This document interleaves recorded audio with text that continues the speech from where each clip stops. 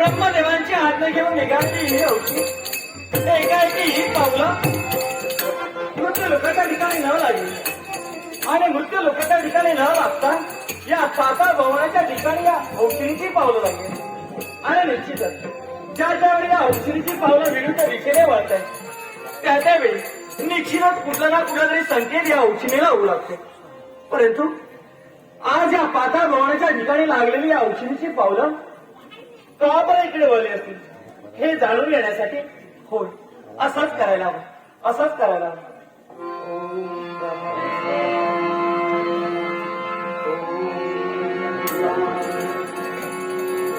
नाही काय पाहिलं या औषधी या पाताळ भवनाच्या ठिकाणी जी पावलं वळली ती म्हणजे योग्य रीतीनेच वळलेली आहे. कुणातरी दुःखी स्वर या औषधीच्या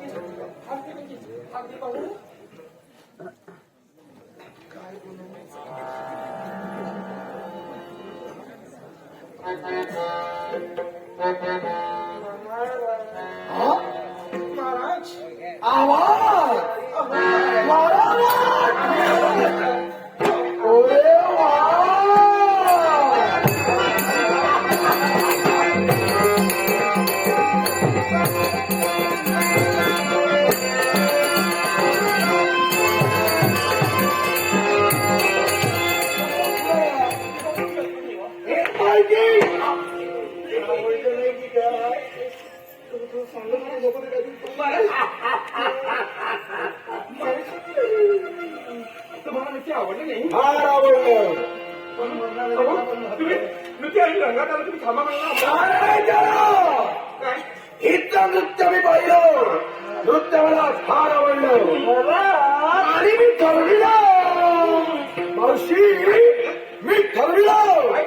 पण तुमची हरकत नसेल तर सांगा ना माझी काय. इतकं सौंदर्य पाहिलं आणि मी ठरविलं लग्न कर या सुंदरीशी. योगायोग घेऊन येतोय.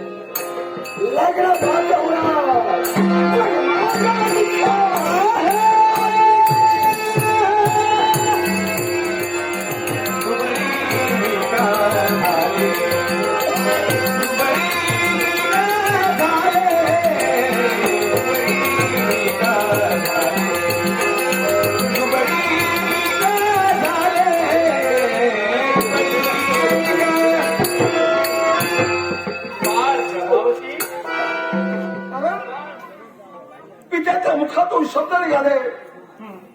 वज्ररूपी संकट या विश्वाला ग्रासण्यासाठी आलंय म्हणून त्याचा सेवन करण्यासाठी माझ्या बापाला मला आज्ञा दिली.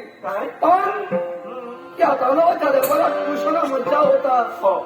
पुरुष केव्हाही प्रवेश करू शकत नव्हते म्हणून अशा स्त्री विषात मला इथं यावं लागलं. ते फक्त पित्याच्या शब्दासाठी. शाबास. पण सांगा हौशीनी, ब्रह्मदेवाच्या सानिध्यात असणारी तू मग सत्यला त्याचा त्याग करून या पातळ भोवनात या मदनाच्या समोर उभी ठाकली. मदन, की प्रश्न तुझा, या प्रश्नाचं उत्तर देण्यासाठी मी इथपर्यंत आले. मला सांग मदन, हा.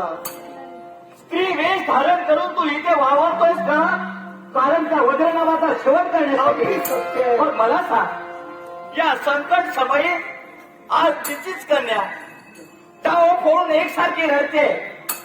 या पृथ्वी तलावर एकही वीर नाही, तिची मुक्तता नाही का होणार आहे? आणि म्हणून त्याची जाणीव करून देण्यासाठी इथपर्यंत मी आले. हे हंसिनी, हा. योग्य वेळ साधून तू माझ्यापाशी आली. माझ्या कर्तव्याची जाणीव करून दिली. धन्यवाद देता मी तुला. की दखील विरोधातीला दुसरं ज्या करावं साधत असेल निश्चितच तर ते आमच्या बुद्धीमध्ये आपण केलं नव्हे. या विश्वात वीर आहेत की नाही या तपास तुला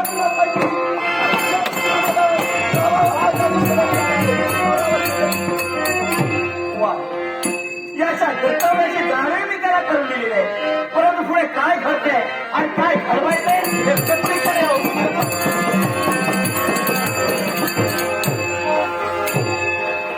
लळाजी भाया शब्द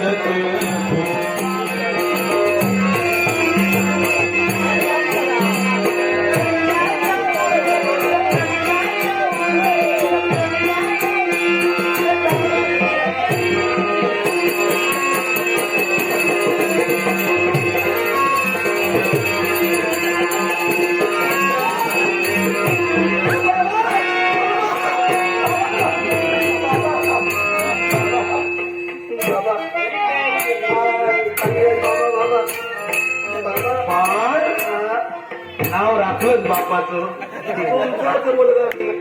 अगदी माझ्या पावलावर पाऊल ठेवून चालतोय. तसं नाही. तुला मोठ्या बैठावर वर करून सांगायला बाप जवाई बेटा निघाला. हे असं म्हणजे हे कारागृह प्रेम करण्याची जागा. नाही तिने केलं मी काही नाही केलं. तू शांत बसला होता म्हणजे माझा बाळ रे. शांत बसणारच तू आहे. हा झाला भाग विनोदाचा.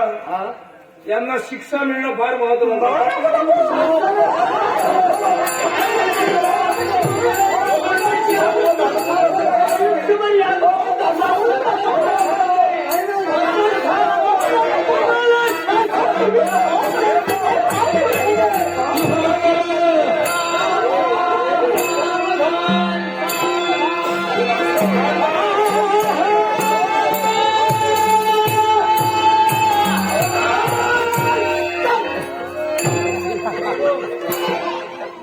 कुणी केला माझ्या कारागृहाचा हे मुलीने तुझं नाक कापलं. मी केला.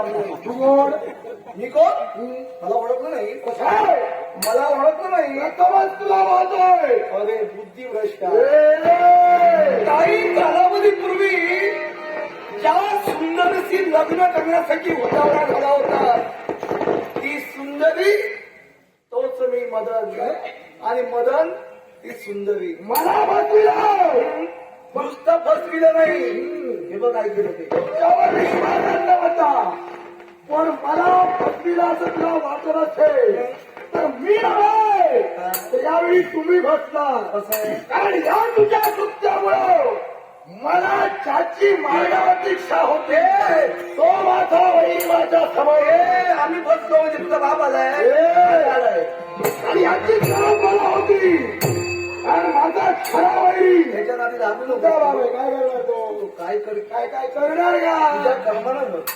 हे वज्रनाव माझ्या प्राप्तीसाठी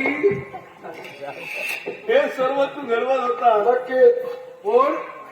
आणि मला मारण्यासाठी अनेक प्रकारचे कट तू रचले.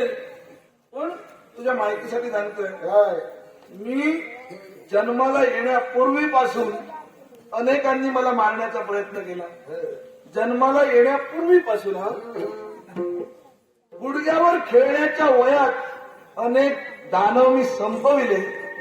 स्वतःच्या मामाचा सुद्धा शेवट मीच केला.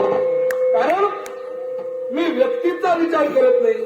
मी विचार करतो धर्म अधर्माचा, सत्य असत्याचा, नीती आणि अनितीचा, मी विचार करतोय तो या विश्वातील पाप कशा प्रकारे नष्ट करता येईल याचा. आणि म्हणूनच तुझी पावलं कुठंतरी चुकीच्या मार्गाने चालत होती, म्हणून नारदा करवी हे कथा नाट्य मीच निर्माण केलं होतं. आता तुझा गैरसमज अंगाई नाही तोरे आहे ना. खरा सत्यानाश तू केलाय. हे वैजनाथ, तू म्हणतोयस अंगविरहित नराकडून तुझा शेवट आहे. तोच अंगविरहित नर कोण आहे? माझा पुत्र मदन. हा अंगविरहित आहे. कसा काय? मी तुला पटवून देणार आहे. बाळ, माझी आज्ञा कर. जा. हे वैजनाथ, काय